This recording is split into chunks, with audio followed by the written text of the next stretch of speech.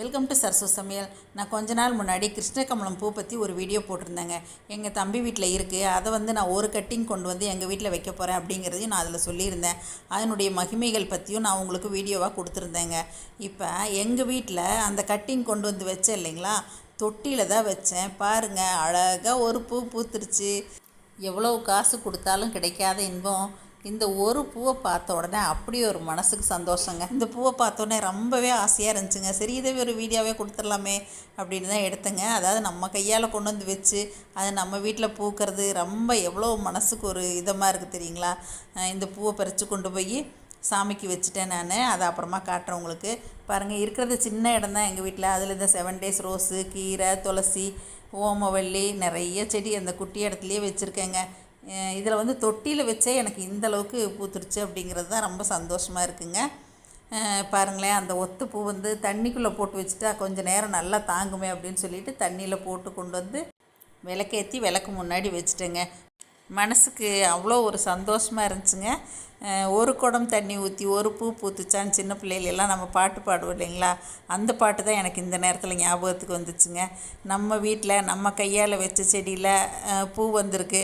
அதுவும் கொஞ்சம் ரொம்ப யாருக்கும் கிடைக்காத அரிய வகையான பூ அப்படிங்கிறது ரொம்ப சந்தோஷத்தை கொடுத்துச்சுங்க. இந்த மாதிரி பூச்செடிகள்லாம் இருக்கிறது வீட்டில் ஐஸ்வர்யம் பெருகும் அப்படின்னு சொல்லுவாங்க. அடுத்த நாள் பாருங்கள், நான் உங்ககிட்ட காட்டுறேன். இப்போ அடுத்த நாள் 2 பூ பூத்துருச்சுங்க. பாருங்கள், நான் ரன்னிங்காக அப்படியே கேமராவை கொண்டு வந்து இன்னொரு பூவையும் உங்களுக்கு காட்டுறேன். பாருங்கள், இங்கே பாருங்கள் எவ்வளோ அழகாக பூத்துருக்கு. இது படறதுக்கு அதிகமான இடம் கூட இல்லைங்க. நான் இன்னும் குச்சியெல்லாம் கூட வைக்கல. அப்படியே துணி காய போடுற கொடி கம்பி இருக்குது இல்லைங்களா, அதுலேயே படர்ந்து இப்போதைக்கு வந்திருக்கு. இது ஏதாவது இடத்த மாற்றலாம் அப்படின்னா கொடி பட்டு போயிடுச்சுன்னா என்ன பண்ணுறது அப்படின்னு பயந்துக்கிட்டு அப்படியே வச்சுருக்கேங்க. இந்த மழை காலம் வரட்டும், எங்கேயாவது முன்னாடி வைக்கலாம், பால்கனி இந்த மாதிரி இடத்துல வச்சுட்டா நல்லா வரும். ஃப்ரண்ட்டில் வச்சுட்டா கூட கேட்டில் சுற்றி விட்டுறலாம் அப்படின்னு நான் நினச்சிட்ருக்கேங்க. ஆனால் தொட்டிலேயே தான் இருக்குது பாருங்களேன். தொட்டியில் இருந்துமே அது இப்போ பூக்க ஆரம்பிச்சிருச்சுங்க. ஃபஸ்ட்டு ஒரு பூ, கொஞ்சம் கொஞ்சமாக இம்ப்ரூவ். பாருங்கள், 2வது நாள் 2 பூ இந்த மாதிரி தான் பூத்துட்ருக்குங்க. இந்த சந்தோஷமான நிகழ்வை உங்கள் கூடையெல்லாம் ஷேர் பண்ணிக்கணும்னு தோணுச்சுங்க. அதுதான் இன்றைக்கி இந்த வீடியோங்க. உங்கள் வீட்லேயும் இந்த மாதிரி ஒரு அரிய வகையான பூக்கள்லாம் இருந்து நீங்கள் அதை பராமரித்து இந்த மாதிரி சந்தோஷமெல்லாம் இருந்துச்சா, நீங்களும் கமெண்ட்டில் என்கிட்ட நீங்கள் ஷேர் பண்ணுங்கள். நான் உங்களோட கருத்துக்களுக்கு மதிப்பு கொடுக்குறேங்க. நான் கண்டிப்பாக பார்த்துட்டு பதில் கொடுக்குறேங்க. இந்த வீடியோவை பார்த்துட்டு எப்பயும் போல் உங்களோட ஃபீட்பேக் சொல்லுங்கள், ஷேர் பண்ணுங்கள், சப்ஸ்கிரைப் பண்ணுங்கள்.